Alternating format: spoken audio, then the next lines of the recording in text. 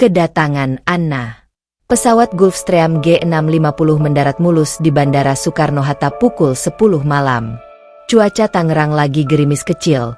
Udara terasa lengket begitu pintu kabin dibuka. Anna Volkov turun tangga dengan sepatu sneakers putih mahal. Rambut pirangnya diikat ponytail tinggi, hoodie abu-abu oversized, dan kacamata hitam meskipun malam. Di tangan kirinya cuma bawa satu tas kecil Louis Vuitton.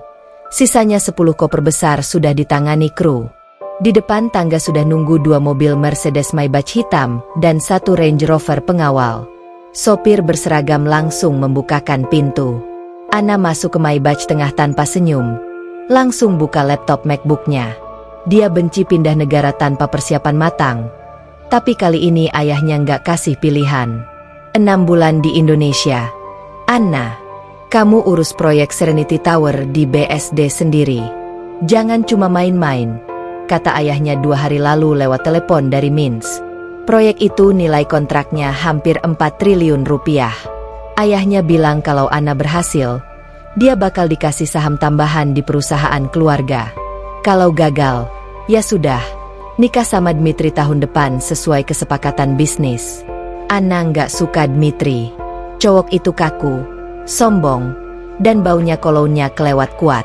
Tapi dia juga tahu ayahnya nggak main-main soal perjodohan itu. Mobil melaju keluar bandara menuju Alam Sutera. Jalan tol malam hari sepi, lampu-lampu kuning berderet rapi. Anna buka jendela sedikit, bau tanah basah dan asap knalpot masuk. Dia langsung tutup lagi. Di Minsk sekarang musim dingin, salju tebal. Dia lebih suka dingin daripada lembab begini. Sampai di apartemen The Edge di Alam Sutera sudah lewat 11 malam. Unitnya penthouse 2 lantai. Luas hampir 500 meter persegi. Interiornya minimalis. Warna putih dan abu-abu. Perabotan semua impor dari Italia. Anna masuk, buka sepatu, langsung selonjoran di sofa kulit panjang. Dia buka HP, scroll Instagram. Temen-temennya dibelarus lagi pada pesta di klub langganan. Ada yang story naik yacht di Dubai. Ada yang foto sama pacar baru di Paris. Anna cuma like doang. Nggak komen. Dia nggak mood. Di sini dia nggak kenal siapa-siapa. Cuma ada staf kantor cabang yang bakal jemput besok pagi. Dia buka aplikasi Google. Ketik, Padel Court Jakarta. Padel adalah satu-satunya olahraga yang bikin dia nggak stres. Di Minsk dia main hampir tiap hari. Kalau nggak main minimal seminggu 2 kali, badannya rasanya kaku. Muncul beberapa nama klub. Yang paling sering direview adalah Smash Padel Club di Pantai Indah Kapuk dan Elite Padel Academy di Jakarta Selatan. Anna buka website Elite. Lihat foto lapangannya bagus. Indoor, AC, ada cafe juga. Dia scroll ke bawah. Lihat foto tim coach. Ada satu cowok yang langsung bikin dia berhenti scroll. Namanya Reza Pratama. Tinggi, kulit sawo matang. Senyumnya tipis tapi ramah. Badannya atletis. Anna zoom foto itu. Matanya coklat gelap. Rambutnya pendek rapi. Dia pakai kaos klub warna hitam. Anna nggak tahu kenapa. Tapi dia langsung suka sama muka cowok itu. Tanpa pikir panjang, dia buka Instagram klub. Cari akun Reza. Ternyata ada. Reza Padel Coach. Followernya cuma 3 ribuan. Tapi fotonya banyak di lapangan. Anna buka DM. Ketik cepat. Hai. Besok jam 10 pagi available private session? I'm new in town. Dia tekan kirim. Lalu buang HP ke sofa. Biasanya dia nggak gampang DM orang. Apalagi cowok. Tapi entah kenapa malam ini dia pengen cepet-cepet main padel biar nggak gila sendiri di apartemen besar ini. Anna bangun, masuk kamar utama. Kamarnya luas banget, kasurnya king size. Lemari sudah penuh baju yang dikirim dari Minsk minggu lalu.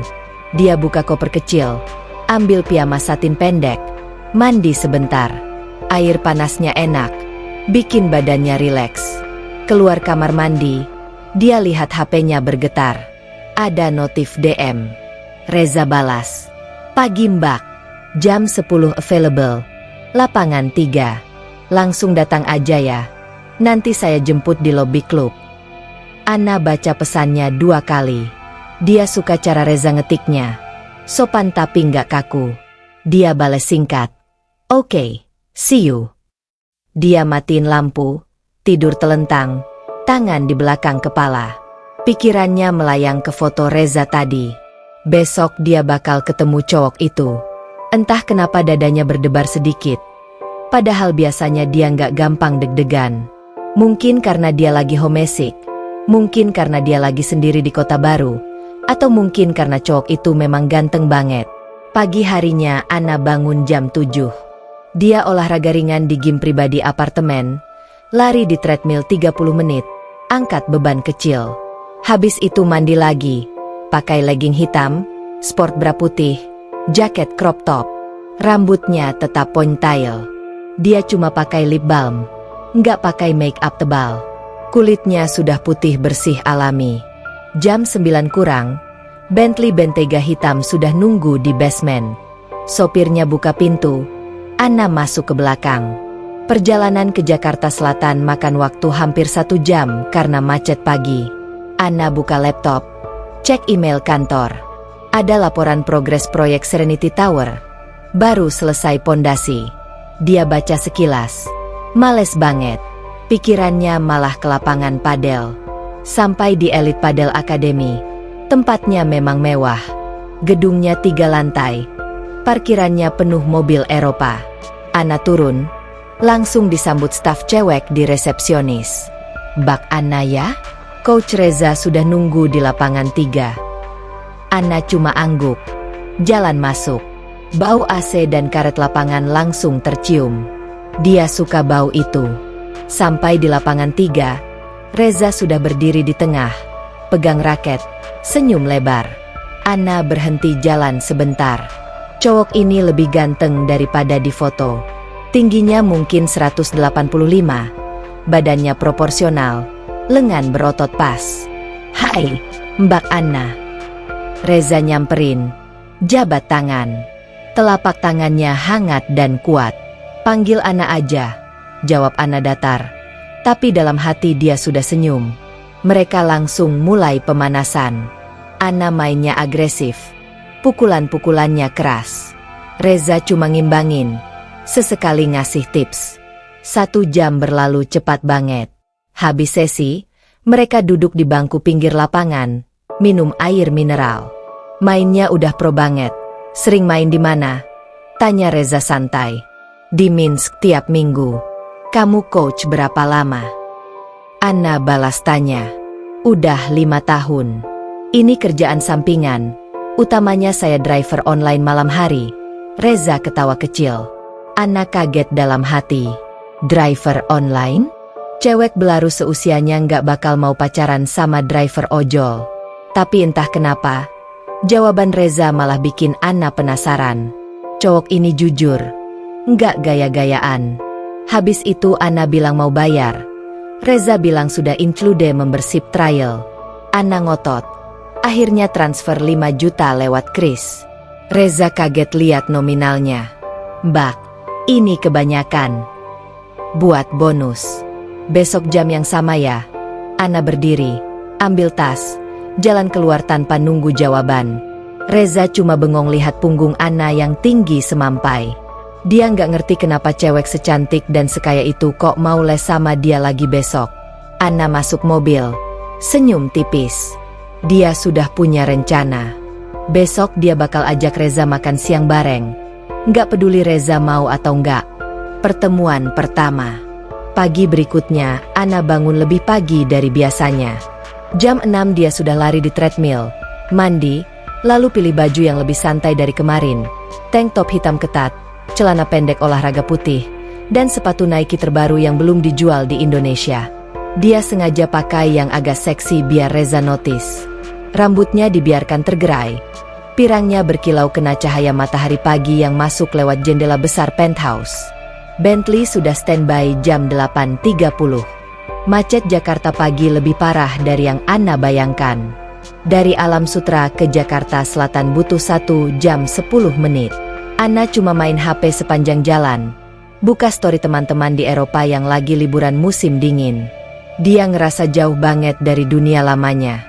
Sampai di Elite Padel Academy, Anna langsung masuk tanpa nunggu staf jemput. Dia sudah hafal jalan ke lapangan 3. Reza sudah ada di sana, lagi stretching sendirian. Cowok itu pakai kaos hitam lengan pendek dan celana pendek abu-abu. Badannya lebih kelihatan atletis kena sinar lampu lapangan. Anna langsung ngerasa jantungan kecil. Mereka main 2 jam hari itu. Anna sengaja main lebih agresif. Pukul bola keras-keras biar Reza dekat-dekat ngoreksi gerakannya. Setiap Reza pegang pinggang atau bahunya buat benerin posisi, Anna pura-pura cuek padahal dalam hati seneng banget. Reza tetap santai, ngasih instruksi dengan sabar. Sesekali ketawa kalau Anna ngeluh bola terlalu cepat. Habis main, badan mereka basah keringat. Reza ambil handuk kecil, lap muka.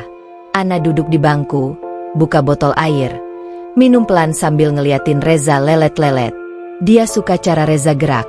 Nggak ada gerakan yang lebay. Semua pas dan efisien. Anna tiba-tiba berdiri, ambil HP. Makan siang bareng yuk. Gue lapar. Reza langsung gelagapan. Nggak usah mbak. Anna, gue bawa bekal dari rumah. Anna cuma angkat alis. Gue traktir. Santai aja. Lo coach gue, harus nemenin klien. Reza bingung mau nolak gimana. Dia lihat Bentley hitam Anna parkir di depan klub. Semua orang pada ngeliatin. Akhirnya dia ngangguk pelan. Oke, tapi gue naik motor ya. Ikut dari belakang. Anna cuma nyengir. Langsung masuk mobil. Dia pilih resto Jepang di Senopati yang lagi hits. Harganya 1 orang bisa 1 juta lebih. Reza datang 10 menit kemudian. Helm di tangan. Rambut agak acak-acakan kena angin. Dia pakai kaos yang sama tadi. Cuma ganti celana jeans. Anna suka banget lihat Reza gitu. Apa adanya. Di resto, Reza duduk kaku banget. Menunya cuma tulisan Jepang sama foto kecil. Anna pesen omakase untuk 2 orang. Total hampir 7 juta. Reza buka mata lebar. Mau protes tapi Anna udah kasih kartu kredit ke waiter. Makanan datang bertahap. Reza makan pelan-pelan. Takut salah pakai sumpit. Anna ngeliatin dia terus. Senyum-senyum sendiri. Mereka ngobrol ringan. Anna cerita dia baru pindah ke Tangerang. Tinggal sendirian di apartemen besar. Reza cerita dia tinggal di kontrakan kecil di Karawaci. Tiap malam nyambi jadi driver Grab biar bisa nabung. Anna kaget tapi nggak kelihatan. Di kepalanya, cowok setampan Reza kok mau susah-susah jadi driver ojol. Tapi malah itu yang bikin dia makin suka. Reza nggak malu cerita susah. Nggak gengsi.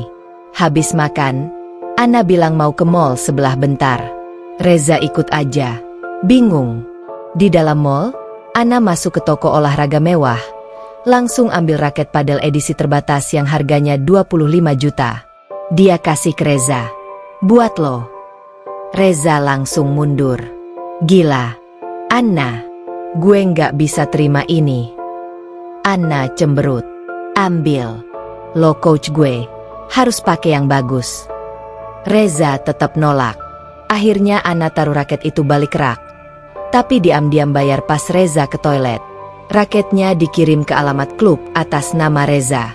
Sore harinya Anna pulang ke alam sutera dengan perasaan ringan. Dia mandi, selonjoran di sofa, buka HP. Reza kirim pesan di WhatsApp.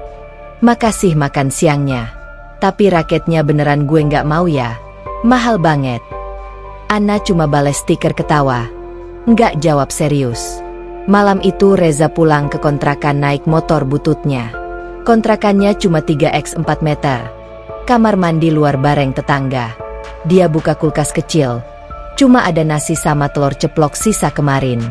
Dia makan sambil mikir Anna terus. Cewek itu cantik banget. Kaya raya. Tapi kok mau deket sama dia? Reza takut. Tapi seneng juga. Dia belum pernah deket sama cewek kayak Anna. Besoknya Anna datang lagi ke klub. Pola yang sama terulang hampir tiap hari selama seminggu penuh. Main padel pagi, makan bareng. Anna selalu bayar. Reza selalu gelagapan. Anna mulai biasain Reza ke tempat mahal. Kadang mereka makan di rooftop resto. Kadang Anna ajak Reza ke lounge di SCBD. Reza selalu bilang, gue nggak biasa ke tempat gini. Tapi Anna cuma ketawa. Satu malam Anna ajak Reza ke apartemennya di Alam Sutera. Reza kaget banget lihat tempatnya. Lift pribadi, pintu otomatis sidik jari, ruang tamu lebih besar dari kontrakannya 10 kali lipat. Anna buka wine mahal, tuang 2 gelas. Reza cuma pegang gelas, nggak berani minum banyak.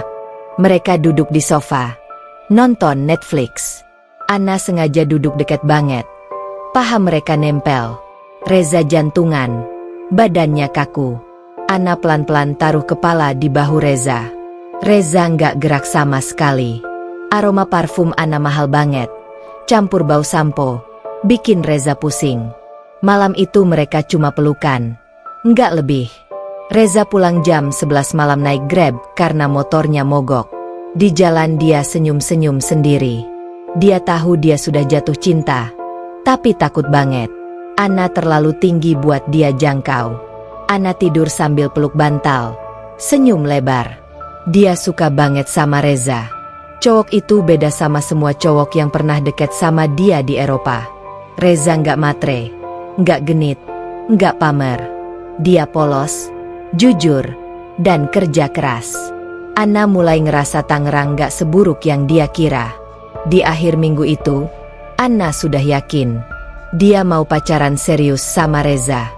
Dia gak peduli ayahnya bakal marah. Dia gak peduli teman-teman ekspatnya bakal ngejek. Dia cuma pengen Reza jadi miliknya. Reza sendiri mulai ngerasa nyaman sama Anna. Dia sudah gak terlalu gugup tiap ketemu.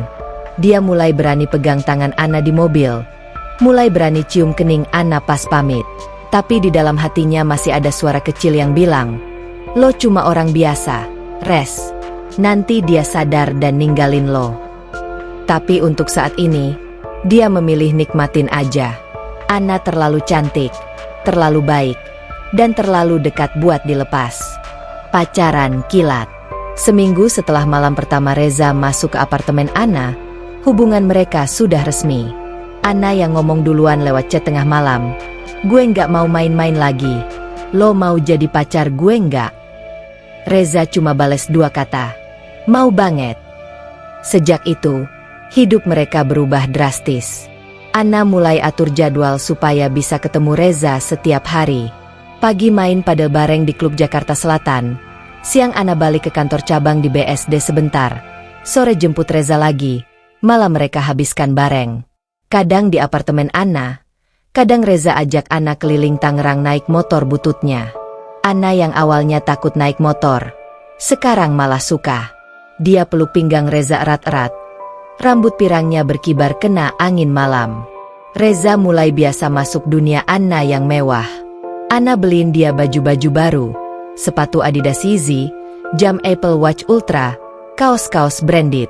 Reza awalnya nolak, tapi Anna bilang, gue suka lihat lo pakai yang bagus. Terima aja, ini bukan beli lo. Akhirnya Reza nurut, tapi dia tetap simpan baju lama di kontrakannya. Takut suatu hari harus balik ke hidup biasa. Malam-malam mereka sering habiskan di rooftop apartemen Anna. Dari lantai 48, lampu kota Tangerang dan Jakarta kelihatan jelas. Anna suka duduk di pinggir sofa outdoor. Kaki selonjor, kepala di pundak Reza. Mereka jarang ngomong banyak. Cukup pegangan tangan, sesekali ciuman kecil. Anna yang biasanya cuek dan dingin, sekarang jadi manja banget sama Reza. Kalau Reza telat bales chat 5 menit aja, Anna langsung telepon. Lagi sama siapa lo? Reza juga mulai cerita banyak soal hidupnya. Dia anak tunggal, bapaknya guru SD pensiun. Ibunya jualan kue di rumah. Rumah orang tuanya di Ciputat. Kecil, tapi selalu ramah buat Anna. Suatu hari Anna minta diantar ke sana. Reza takut banget, tapi akhirnya bawa juga. Ibunya Reza kaget lihat Anna. Tinggi, pirang, cantik banget, pakai tas Hermes. Tapi Anna langsung salam, bantu angkat kue, ngobrol pakai bahasa Inggris campur Indonesia yang lucu.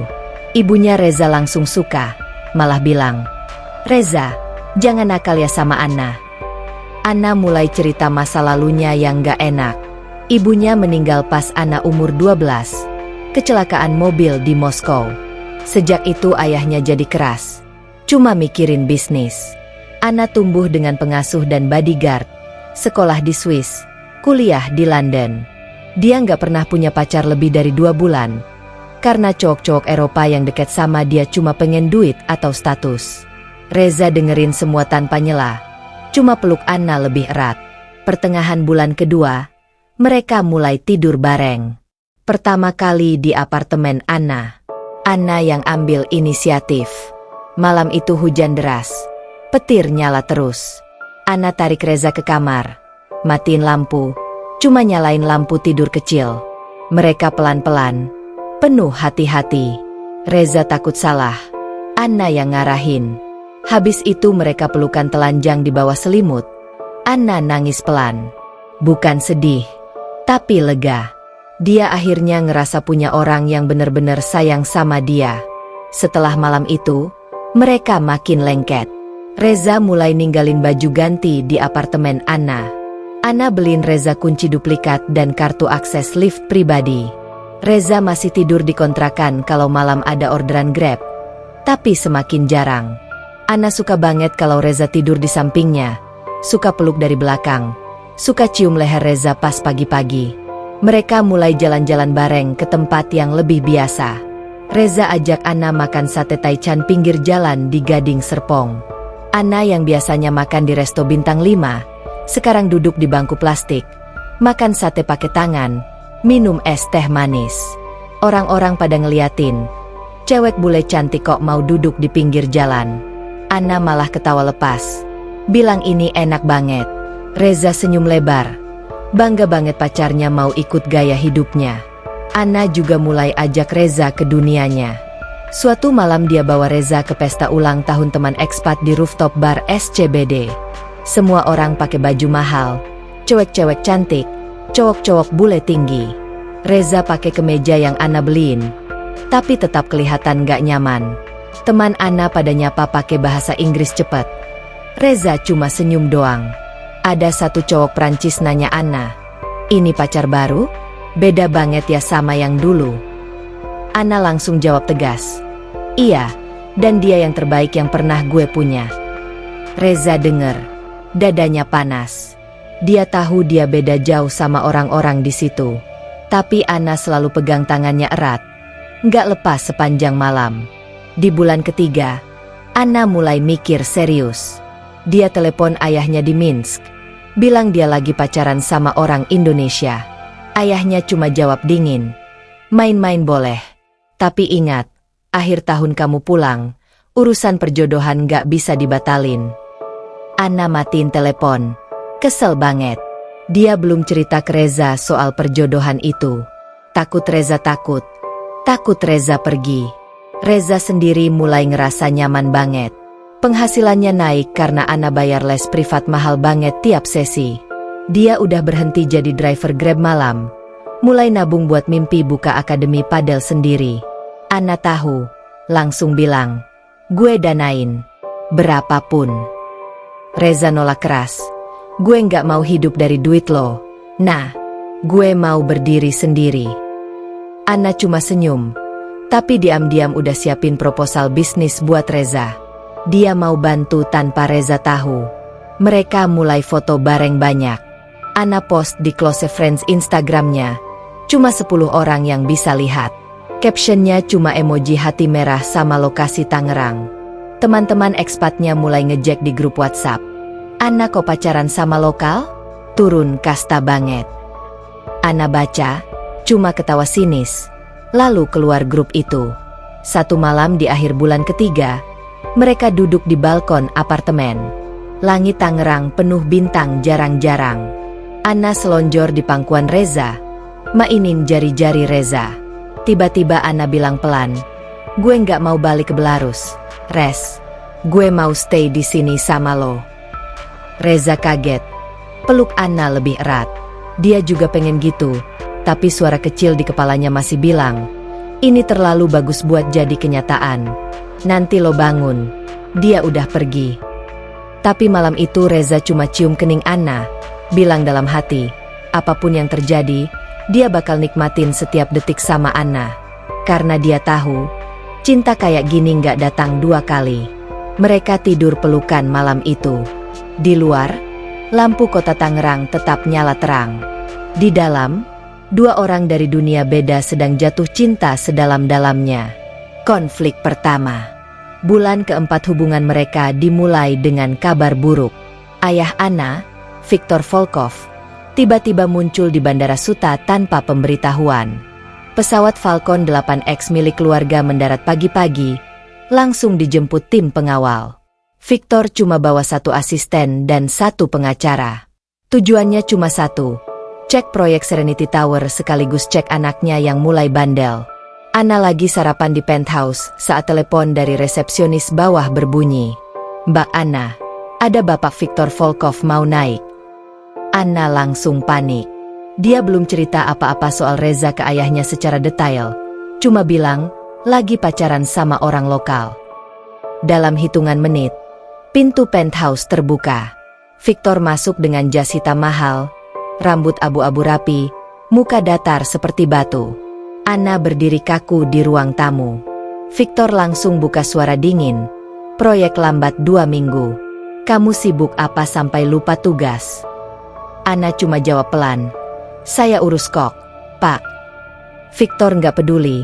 Langsung masuk kamar Anna, buka lemari, lihat baju-baju cowok yang tergantung rapi. Jaket kulit Reza, sepatu sneakers, parfum pria. Viktor langsung tahu. Malam itu juga Viktor suruh Anna dinner bareng di Hotel Bintang 5 di Jakarta Pusat. Anna datang sendirian, pakai dress hitam sederhana. Viktor langsung to the point. "Cowok Indonesia itu siapa? Gue lihat foto kalian di laporan security. Putusin sekarang juga." Anna kaget. Ternyata dia diawasi selama ini. Dia berani angkat suara. "Gue cinta sama dia, Pak. Gue nggak mau putus." Viktor cuma ketawa kecil. "Cinta? Kamu masih kecil. Anna, akhir tahun kamu nikah sama Dmitri.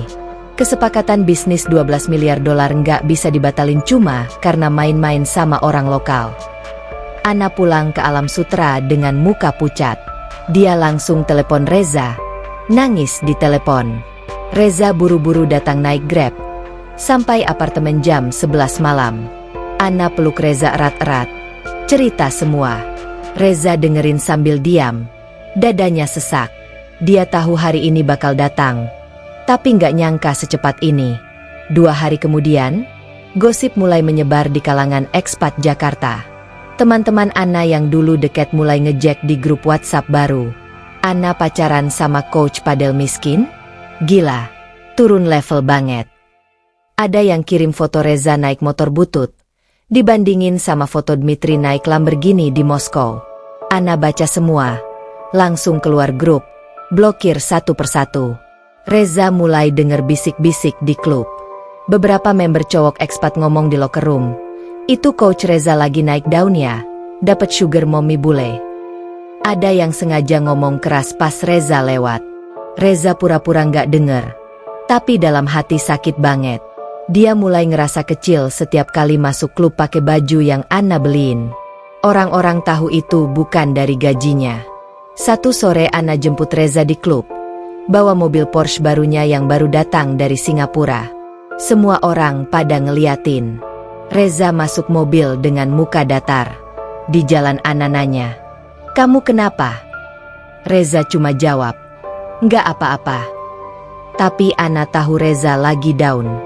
Malam itu di apartemen, Reza akhirnya ngomong.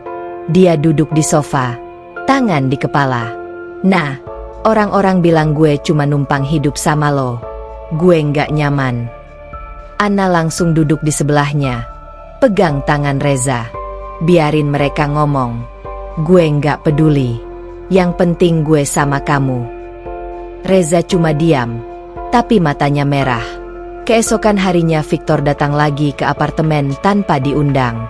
Kali ini bawa 2 bodyguard tinggi besar. Reza kebetulan lagi nginep. Begitu pintu dibuka, Victor langsung lihat Reza cuma pakai celana pendek dan kaos lusuh. Victor cuma melotot. Ini orangnya. Anna langsung berdiri depan Reza. Pak, jangan kasar. Victor cuma ketawa sinis. Besok kamu pulang ke Minsk. Tiket sudah gue pesan. Anna menangis. Reza cuma berdiri di belakang tanpa suara. Victor pergi ninggalin ancaman. Kalau nggak nurut, perusahaan cabang Indonesia gue tutup. Semua karyawan gue pecat. Termasuk cowok ini kalau dia berani deket lagi sama kamu. Setelah Victor pergi, Anna nangis di pangkuan Reza. Reza peluk Anna erat. Tapi pikirannya kacau. Dia tahu kalau Anna lawan ayahnya, banyak orang bakal susah. Reza ngerasa bersalah banget. 2 hari berikutnya suasana dingin. Reza mulai jarang nginep. Alasan ada les pagi. Anna tahu Reza menghindar. Dia coba telepon berkali-kali. Reza angkat tapi pendek-pendek. Anna mulai panik beneran. Satu malam Anna nekat datang ke kontrakan Reza di Karawaci. Jam 10 malam, dia naik Bentley sendirian. Sopir nunggu di luar gang. Kontrakan Reza gelap. Cuma lampu kecil. Anna ketuk pintu. Reza buka dengan muka capek. Anna langsung masuk. Peluk Reza dari depan. Jangan jauh gitu. Res. Gue takut kehilangan kamu. Reza peluk balik. Tapi pelukannya lemah. Dia akhirnya ngomong pelan. Nah, kita beda banget.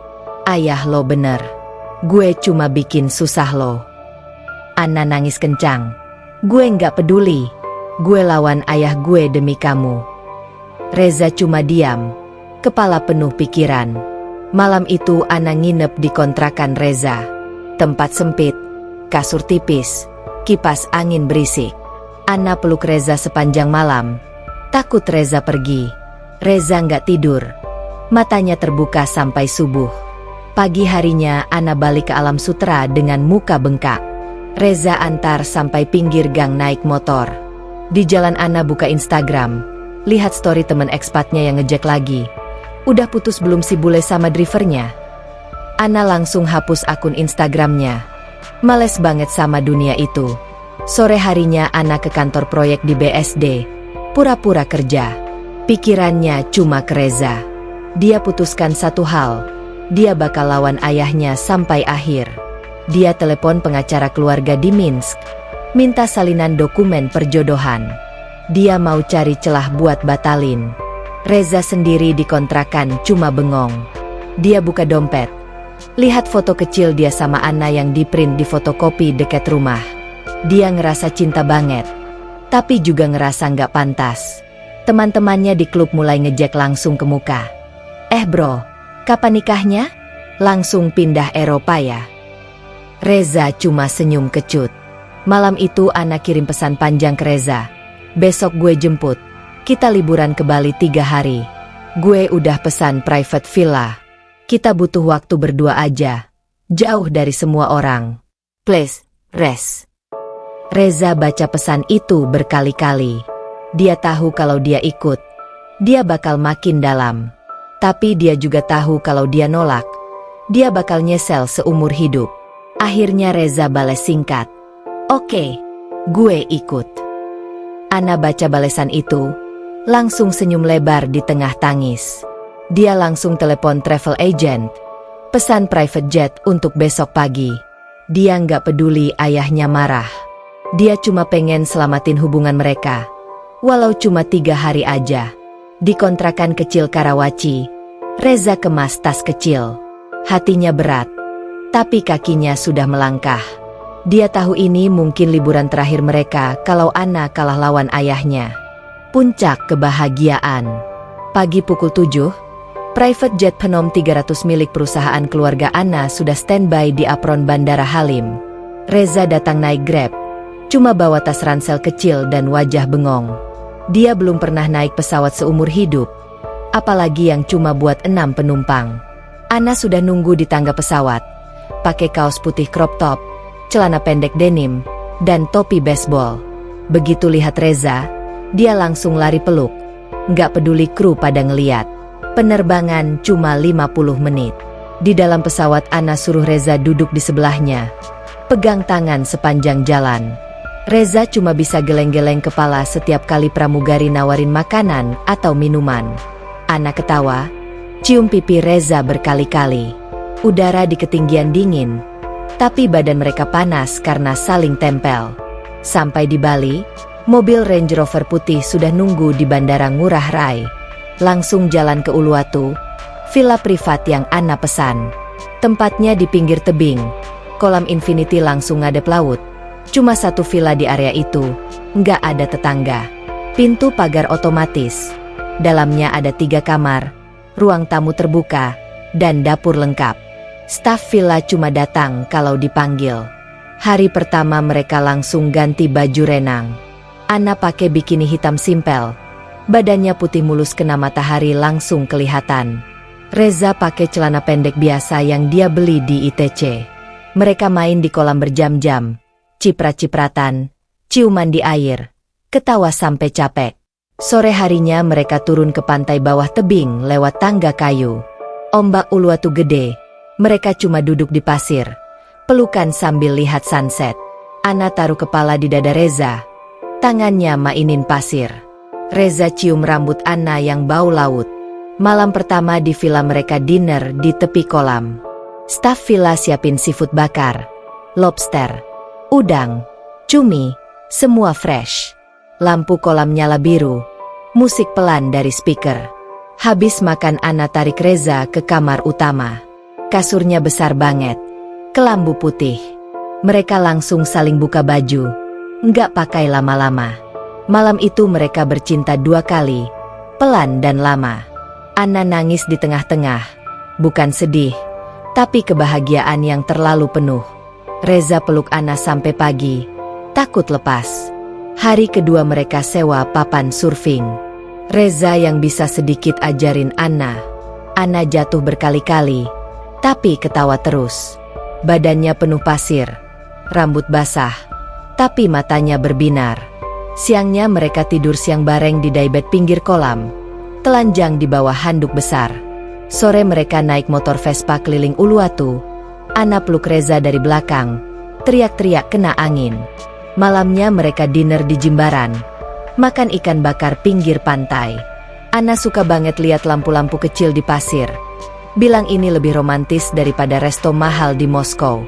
Hari ketiga mereka cuma rebahan di villa, nggak kemana-mana. Pagi-pagi Anna bangunin Reza dengan ciuman. Mereka langsung lanjut di kamar mandi. Air hangat dari shower jatuh ke badan mereka. Habis itu mereka sarapan telur mata sapi dan roti bakar di teras. Cuma pakai kimono mandi. Siangnya mereka nonton film di ruang home theater. Anna selonjor di pangkuan Reza. Tangan Reza mainin rambut Anna. Sore mereka foto-foto pakai kamera Polaroid yang Anna bawa. Banyak banget pose. Pelukan, ciuman, Anna gendong Reza, Reza gendong Anna. Anna simpan semua foto di dompet kecil. Malam terakhir sebelum pulang, mereka duduk di tepi kolam lagi. Langit Bali penuh bintang. Suara ombak jelas banget. Anna taruh kepala di paha Reza. Tangannya pegang tangan Reza erat-erat. Tiba-tiba Anna ngomong pelan. "Res, gue cinta banget sama lo. Gue nggak mau balik ke Belarus. Gue mau hidup di sini sama kamu selamanya." Reza diam lama. Dia usap rambut Anna pelan-pelan. Akhirnya dia jawab, "Gue juga cinta banget sama lo. Nah, lebih dari apapun. Kalau lo serius mau stay, gue bakal kerja mati-matian biar lo nggak nyesel." Anna langsung duduk, peluk Reza kencang. Mereka ciuman lama di bawah bintang. Malam itu mereka tidur di daybed luar, cuma pakai selimut tipis, badan saling tempel. Angin Bali sepau-sepau, bikin mereka tidur nyenyak banget. Pagi harinya pesawat pulang. Di Bandara Halim, Reza turun dari pesawat dengan wajah baru. Dia nggak takut lagi. 3 hari di Bali bikin dia yakin Anna serius. Anna pegang tangan Reza sepanjang perjalanan pulang ke alam sutra. Di mobil Anna bilang, "Besok gue ketemu ayah gue. Gue bakal bilang gue nggak mau nikah sama Dmitri. Gue bakal lawan." Rahasia Anna terbuka. Hari pertama setelah pulang dari Bali, suasana di penthouse Alam Sutera masih manis. Anna dan Reza bangun siang, bercinta lagi di kasur yang masih bau laut Bali, lalu sarapan bareng di meja makan besar. Anna pakai kaos Reza yang kebesaran, rambut acak-acakan. Reza cuma pakai boxer. Mereka ketawa-ketawa soal foto Polaroid yang Anna tempel di kulkas. Semua terasa sempurna. Tapi sore harinya, telepon Anna berdering keras. Nama, Papa, muncul di layar. Anna langsung tegang. Dia angkat di speaker supaya Reza dengar juga. Viktor Volkov langsung membentak dalam bahasa Rusia cepat, lalu pindah ke Inggris supaya Reza ngerti. Anna, besok pagi saya datang lagi ke Jakarta. Bawa pengacara dan dokumen. Kalau kamu masih sama cowok itu, saya tutup semua proyek di Indonesia dan cabut semua dana kamu. Anna cuma jawab pelan. Saya nggak takut, Papa. Viktor langsung matiin telepon. Reza duduk di sofa, muka pucat. Anna coba peluk, tapi badan Reza kaku. Malam itu mereka tidur tanpa saling sentuh. Anna nggak bisa tidur. Reza pura-pura tidur. Pagi berikutnya, pukul 10, Viktor masuk penthouse dengan 2 pengacara dan 1 bodyguard. Meja makan langsung dipenuhi map tebal. Viktor buka satu persatu kontrak perjodohan yang ditandatangani tahun 2018 antara keluarga Volkov dan keluarga Morozov. Nilai bisnis gabungan hampir 20 miliar dolar, klausul denda kalau dibatalkan, dan ancaman hukum kalau Anna kabur. Anna baca semua dengan tangan gemetar. Reza cuma berdiri di belakang. Nggak ngerti bahasa Inggris hukum yang rumit-rumit, tapi dia tahu ini serius banget. Viktor akhirnya buka suara dingin. Kamu punya 2 pilihan. Pulang sekarang, nikah Desember ini, semua aman. Atau lanjut sama cowok ini, saya cabut semua hak waris kamu, perusahaan Indonesia tutup, dan cowok ini nggak bakal bisa kerja lagi di Jakarta. Anna menangis, tapi matanya marah. Dia teriak balik. Saya nggak barang, Papa. Saya nggak mau nikah sama Dmitri. Viktor cuma angkat bahu, tinggalin map-map itu, lalu pergi. Pintu penthouse ditutup keras. Anna langsung jatuh ke lantai, nangis kencang. Reza angkat Anna ke sofa, peluk erat, tapi kali ini Reza yang gemetar. Dia tahu kalau Anna lawan, dia bakal hancurkan hidup ratusan karyawan proyek. Tapi kalau Anna nurut, dia kehilangan Anna selamanya. Malam itu Anna akhirnya cerita semuanya. Mereka duduk di balkon, hujan gerimis Tangerang mulai turun. Anna buka suara pelan. Sejak gue umur 16, perjodohan ini udah ditanda tangan. Gue pikir cuma formalitas. Gue pikir gue bisa kabur. Makanya gue nggak pernah cerita ke kamu. Maaf, Reza diam lama. Dadanya sesak. Dia ngerasa dibohongin 4 bulan penuh. Dia berdiri, jalan mondar-mandir di balkon. Jadi selama ini gue cuma pelarian lo sebelum nikah sama konglomerat Rusia itu. Anna buru-buru berdiri, pegang lengan Reza. Bukan, gue beneran cinta sama kamu. Gue mau lawan ini. Reza lepas tangan Anna pelan. Matanya merah. Nah, lo nggak ngerti. Kalau lo lawan ayah lo bakal kehilangan segalanya. Gue nggak mau lo nyesel nanti. Gue cuma orang biasa. Lo pantas sama yang setara. Anna nangis lagi, peluk Reza dari belakang. Gue nggak peduli duit. Gue cuma mau kamu. Tapi Reza udah terluka dalam. Dia ambil tas kecilnya, masukin baju-baju yang ada di lemari Anna. Anna tarik-tarik tangan Reza. Jangan pergi, please. Reza cuma peluk Anna sekali lagi, cium keningnya lama, lalu lepas pelan. Gue butuh waktu. Nah, maaf. Dia keluar dari penthouse malam itu juga. Hujan deras. Reza naik lift sendirian, turun ke basement, naik Grab ke kontrakan Karawaci. Di jalan dia nangis dalam helm. Nggak kelihatan orang. Anna cuma duduk di lantai ruang tamu sampai subuh. Map-map perjodohan berserakan. Dia telepon Reza berkali-kali, semua nggak diangkat. Akhirnya dia kirim voice note panjang, suara serak karena nangis. "Res, gue janji gue bakal batalkan semua ini. Gue bakal lawan papa. Tunggu gue ya. Gue cinta kamu." Reza denger voice note itu di kontrakan jam 3 pagi. Dia denger berkali-kali, nangis sendirian di kasur tipis. Tapi dia nggak balas. Dia blokir nomor Anna, blokir Instagram, blokir WhatsApp. Dia nggak mau jadi alasan Anna hancur. 2 hari berikutnya Anna datang ke kontrakan Reza 3 kali. Pertama Reza pura-pura nggak ada. Kedua ibunya Reza yang buka pintu, bilang Reza lagi keluar kota. Ketiga Anna datang malam. Reza buka pintu, tapi cuma bilang pelan, "Pulang aja.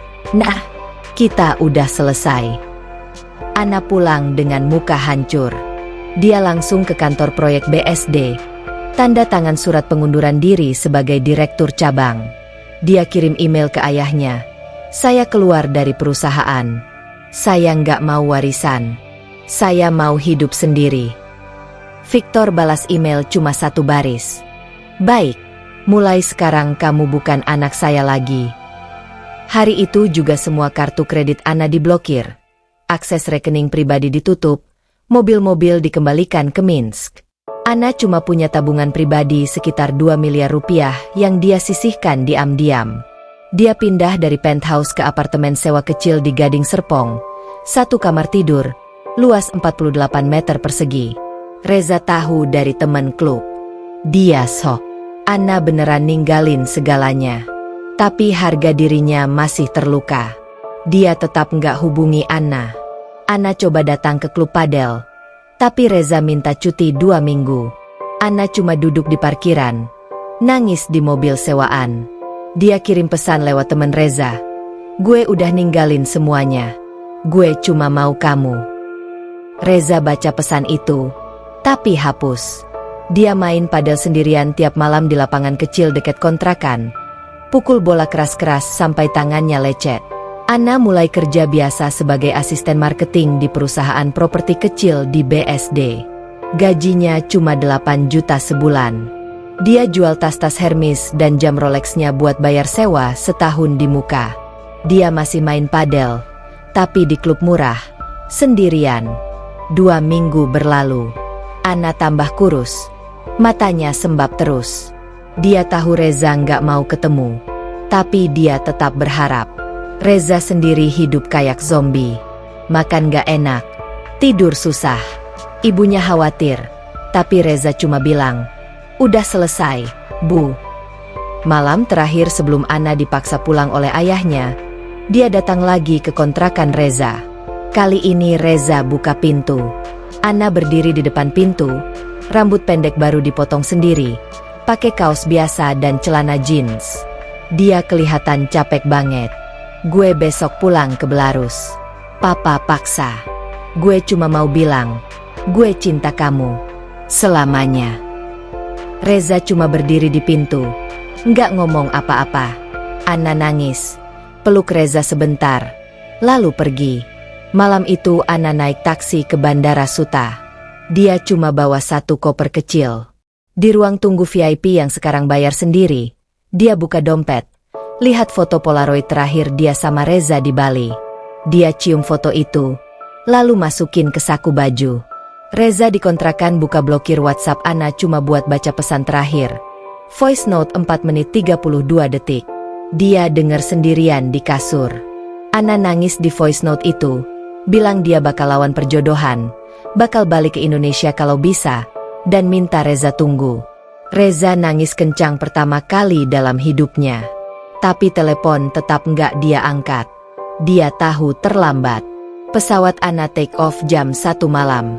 Di dalam pesawat, Anna matiin HP, taruh di tas, lalu nangis pelan sampai tertidur. Di Tangerang, Reza buka lemari kecil, ambil kotak sepatu berisi semua barang pemberian Anna, jam, sepatu, baju. Dia buka satu persatu, cium baunya, lalu masukin lagi. Kotak itu dia simpan di bawah kasur. Cinta mereka berakhir malam itu juga. Tanpa pelukan terakhir. Tanpa kata perpisahan yang benar. SAD ending. 2 minggu setelah Anna terbang pulang, Tangerang masih hujan setiap sore. Reza balik ke rutinitas lama, tapi semuanya terasa kosong. Pagi ngajar di klub padel Jakarta Selatan, siang istirahat sebentar di kontrakan Karawaci, malam main bola sendirian di lapangan kecil dekat rumah sampai jam 11. Badannya tambah kurus, matanya cekung. Teman-teman klub nggak ada yang berani nanya lagi soal Anna.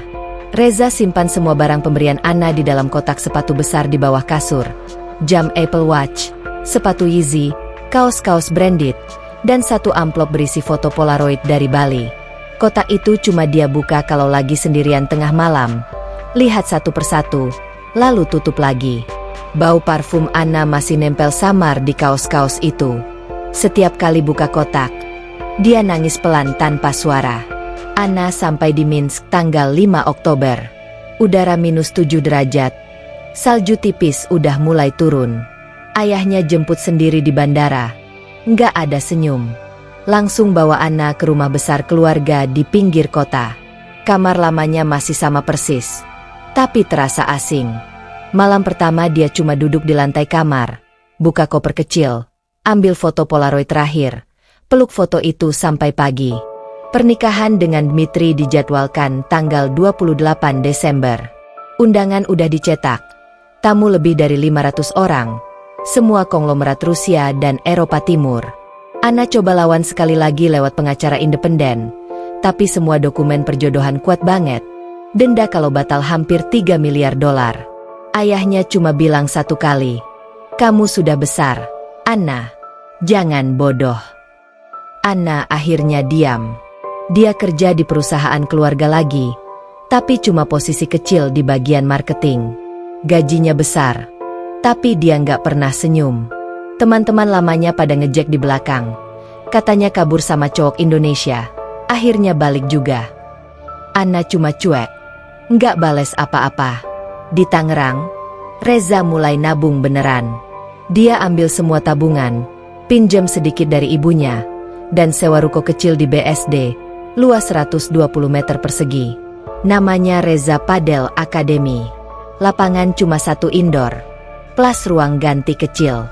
Pembukaan soft opening tanggal 15 November. Cuma teman-teman klub sama murid lama yang datang. Reza senyum paksa di foto-foto, padahal hatinya hancur.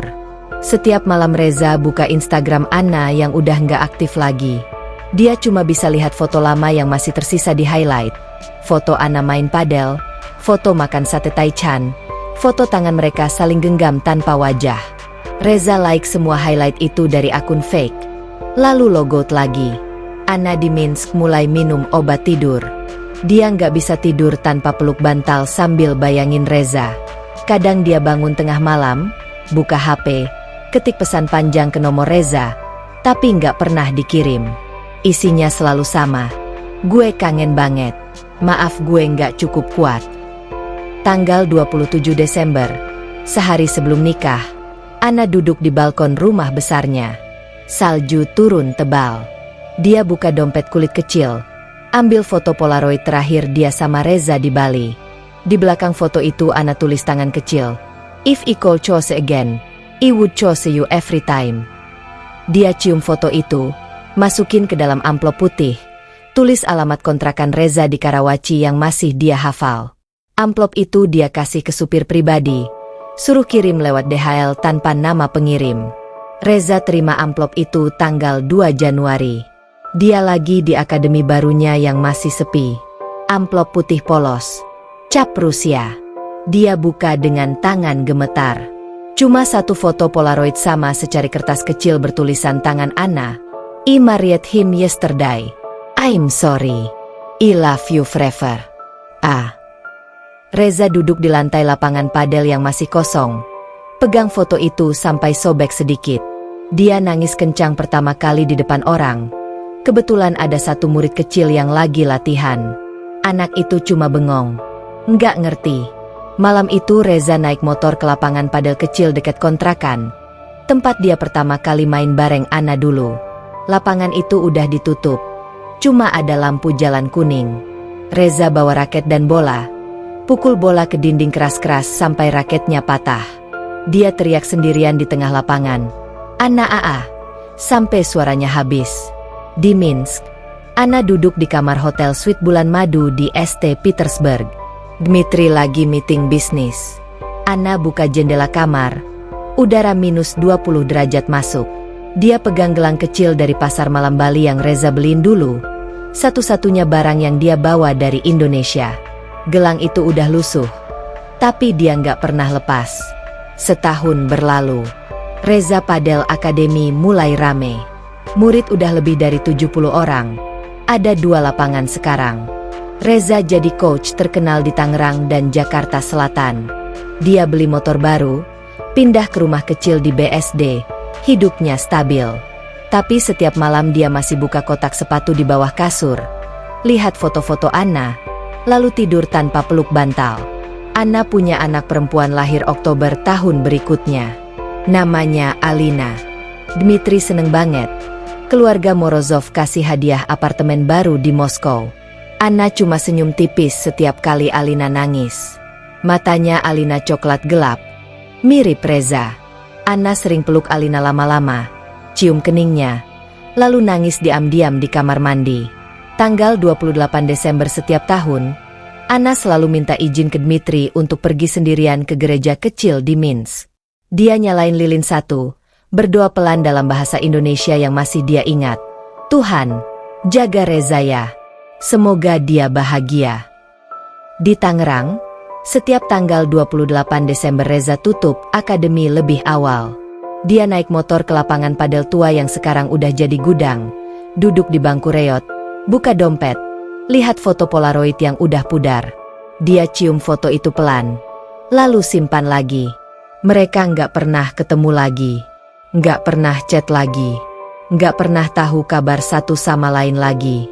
Cinta mereka berakhir di Bandara Suta malam itu, dan gak pernah benar-benar sembuh.